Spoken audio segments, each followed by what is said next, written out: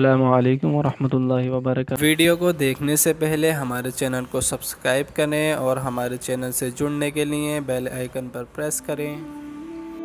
سامعین حضرات، ایک بار پھر حاضر ہوں آپ کی خدمت میں ایک نئی ویڈیو کے ساتھ۔ دارالعلوم دیوبند کا فتویٰ حصہ نمبر 2۔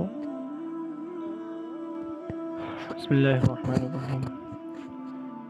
مساجد سے افطار و ختم سحری کا اعلان۔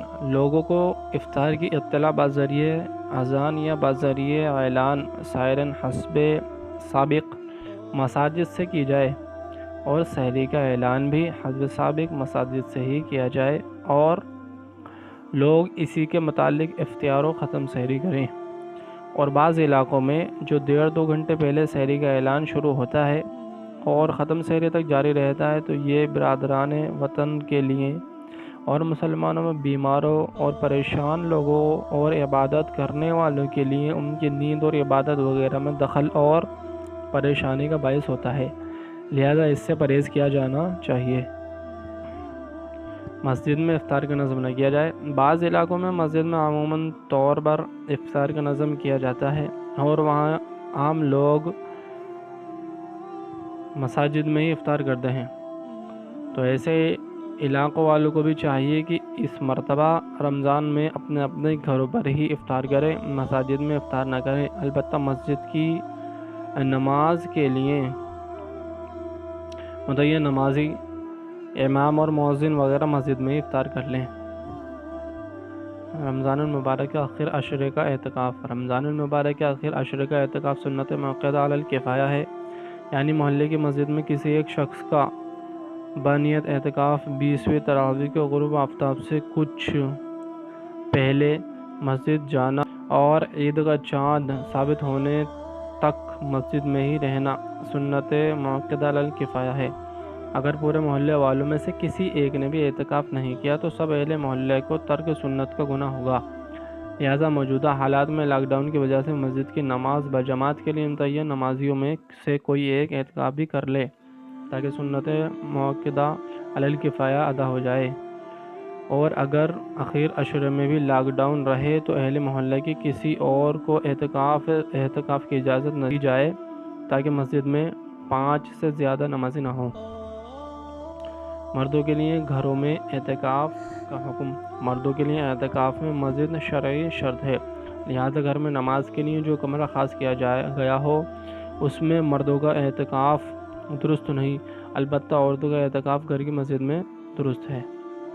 اخیر عشرے کی تاخیراتیں۔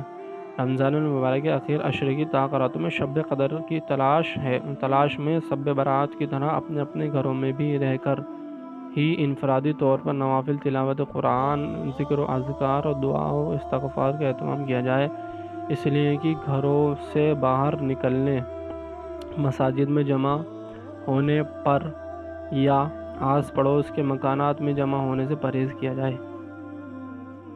کھانے پینے وغیرہ ضرورت اشیاء کی خریداری میں حکومت کے قانون و ضابطے کی پابندی۔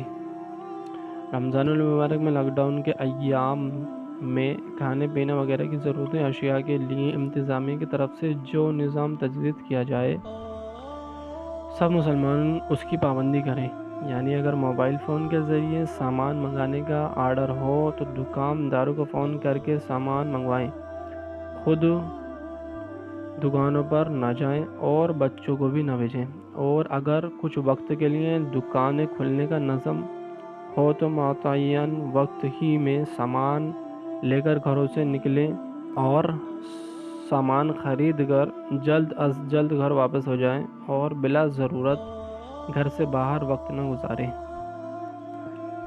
رمضان المبارک میں لایانی اور فضول چیزوں میں وقت ضائع نہ کیا جائے۔ رمضان المبارک کا مہینہ زیادہ سے زیادہ عبادت، خداوندی اور تقوی پرہیزگاری کا مہینہ ہے، لہذا سب مسلمانوں کو چاہیے کہ گھروں میں رہ کر زیادہ سے زیادہ نوافل تلاوت قرآن، ذکر و اذکار، دعا استغفار کا اہتمام کریں اور چھوٹے بڑے تمام گناہوں سے مکمل پرہیز کریں، اور کچھ وقت اہل خانہ کے ساتھ دینی و اصلاحی کتابوں کا مطالعہ کریں، اور لایانی گفتگو، فضول تبصرے بازی اور موبائل وغیرہ میں رمضان کے قیمتی لمحات ہرگز ضائع نہ کریں۔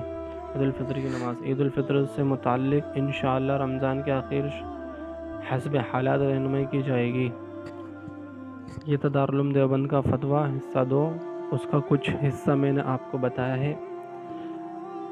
آپ سبھی سے دعاؤں کی درخواست ہے۔ السلام علیکم ورحمۃ اللہ وبرکاتہ۔